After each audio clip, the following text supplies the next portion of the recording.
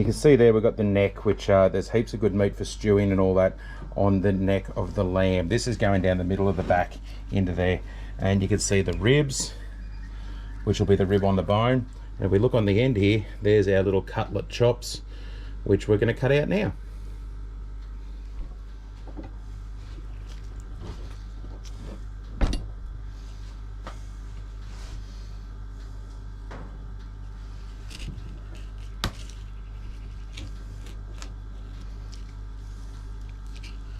So what we're going to do here is we're going to find that spine, and we're going to cut down the point of the spine and down to the bone, down into there. Very, very simple cut. And we want our last chop to go to, which should be around about there. There we go. Into there, nice and simple. Nice and easy little cut. Down to there. Find that spine. It should have two wings that go out each side and one that sticks up. So you've got to cut down that and then out to the side a little bit.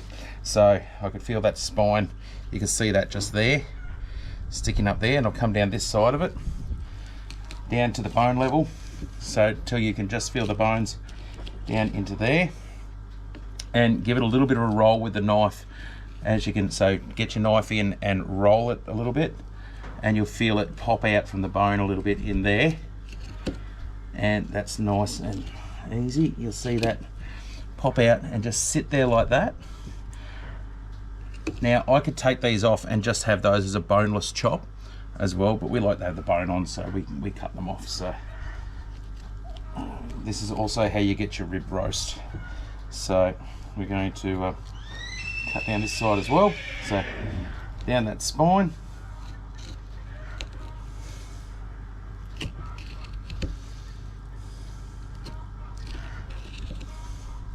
and roll it, roll that off there, roll it around the bone down to the rib, getting as much meat as possible off the bone. We don't want to leave any on there.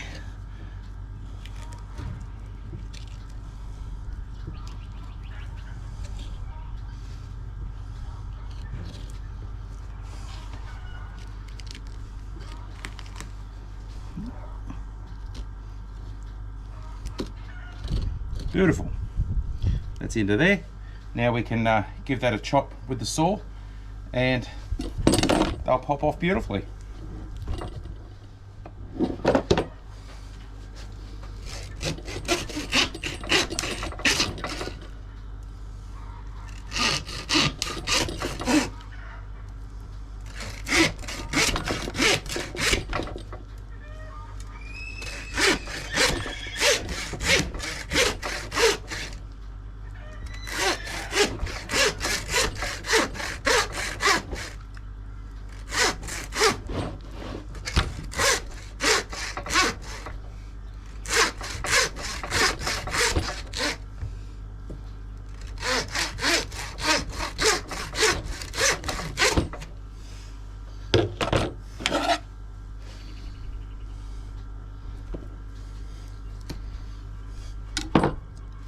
Now that piece there, we could trim those up and leave a longer bit of bone on that, and that would be a crown roast. You could see that. You could roll that around and get your crown, or you could leave that as a rib roast as well and just cook that in the oven as it is. It'd be a beautiful, beautiful little rib roast. Or you can cut it up and make little lamb cutlets, which would be on the bone for each of them. So by slicing them down here, you can actually get a beautiful thick lamb cutlet like that. Look at that, absolutely beautiful.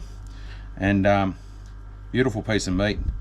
And Dorper lamb, so red, so rich, and beautiful. So we do this, this is one of our favorite cuts, to have the chops like this. If you're doing lambs normally, you would if you're doing commercially, sorry, you would do it a completely different way. This is just the way we do it because we like some different cuts, and we find that it gets as much meat as we can off off the carcass and gets the cuts that we want at the same time. So that's the reason that we do it this way. Got about 5 or 6 different ways we do them depending on what cuts we want at the time. So it's all about getting what you want, and that's the reason that we grow our own meat.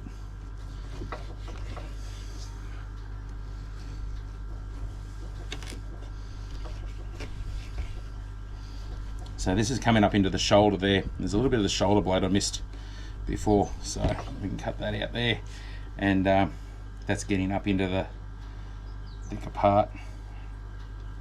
So I've gone up a little bit high on the shoulder, but it'll still come out. So we can take that one there off. There, that's a snack for later. And